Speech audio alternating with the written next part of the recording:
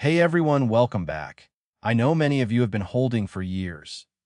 Some days you feel optimistic, other days you feel exhausted, and sometimes it's a mix of both. The space around the Iraqi dinar can get extremely loud, and when headlines and rumors start flying, it's easy to feel like clarity keeps slipping just out of reach. But this week, something did shift. Not in a dramatic overnight way. Not through secret meetings or surprise announcements. Instead, it was a structural shift that serious observers of Iraq's monetary system are quietly paying attention to. Before going any further, let's ground this properly. Then nothing here guarantees an overnight revaluation. There are no hidden timelines, no insider confirmations. What we're looking at is positioning, structural positioning, and structural positioning is slow. But without structure, real change can't happen at all. One moment that caught attention recently involved Donald Trump being asked whether the United States still holds influence over Iraq's prime minister selection. His response suggested that the U.S. remains strategically engaged in global affairs. Why does that matter? Because Iraq does not operate in isolation. Historically, U.S.-Iraq relations have influenced government formation and broader policy direction. Continued engagement signals that Iraq remains tied into global political and financial systems. For any country attempting economic stabilization and currency reform, international alignment is essential. But the more concrete development came from inside Iraq itself, that the government moved forward with implementing the ASYUDA customs system. For those unfamiliar, ASYUDA is a digital platform designed to modernize customs processing and trade documentation. In simple terms, Iraq is digitizing how imports are tracked and verified. That means fewer paper-based loopholes and less room for manipulation. For years, Iraq struggled with a large parallel dollar market. Under older systems, fake import documents could allegedly be used to obtain U.S. dollars from the central bank at official rates, then resell them at higher rates in the black market. This drained reserves and undermined monetary control. With digital customs enforcement now active, transactions must be verified electronically. That tightens oversight. It restricts fraudulent access to dollars. Reports suggest some exchange houses operating in gray areas are already feeling pressure or shutting down. Shrinking the parallel market is not a small detail.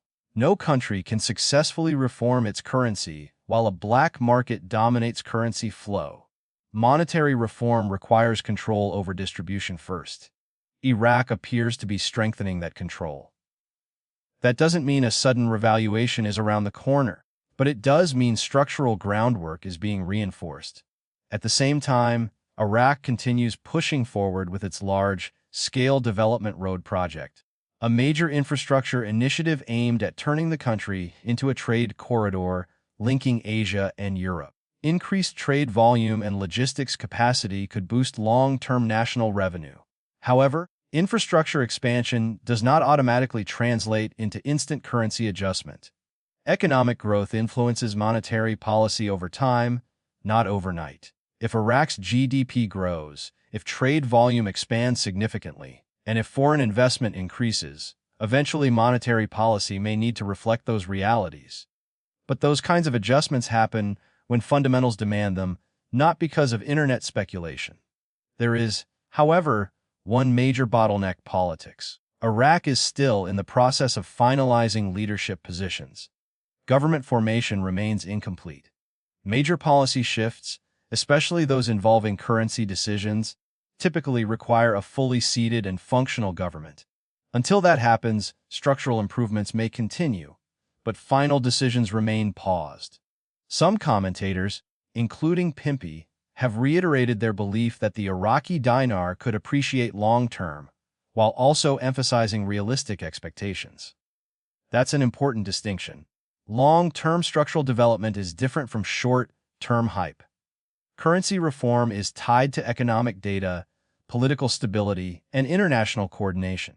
It moves when conditions align, not when rumors trend. Reports from inside Iraq also indicate that many Iraqi banks are now technically connected to international correspondent banking networks. That means compliant institutions can process global transfers.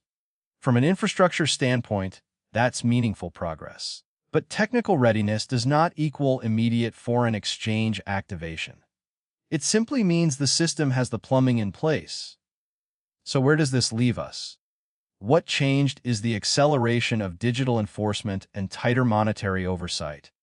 What hasn't changed is the political timeline. And what deserves attention moving forward is government confirmation, continued pressure on the parallel market, central bank communication, and long-term economic expansion through infrastructure projects. Iraq appears to be positioning itself carefully and methodically. The groundwork is strengthening. Yet the political gate still controls when the next phase begins. That doesn't mean nothing is happening. It means the foundation is being built quietly while the political process catches up. Waiting isn't easy, especially after years of watching developments unfold. But preparation and structure matter far more than speculation. Staying informed and thinking critically will always serve you better than chasing hype. Thanks for being here. Stay steady, stay patient, and keep your focus on fundamentals. I'll see you in the next one.